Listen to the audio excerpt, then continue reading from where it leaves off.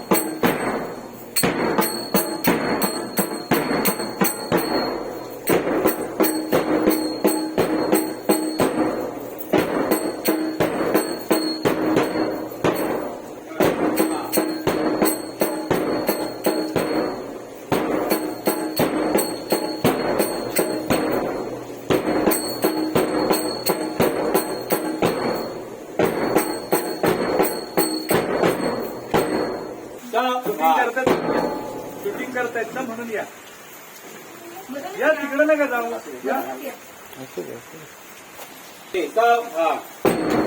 बैठे प्रकार के लिए तैयार होंगे. तैयार. बैठे प्रकार 1 से 5 काल के साथ शुरू कर.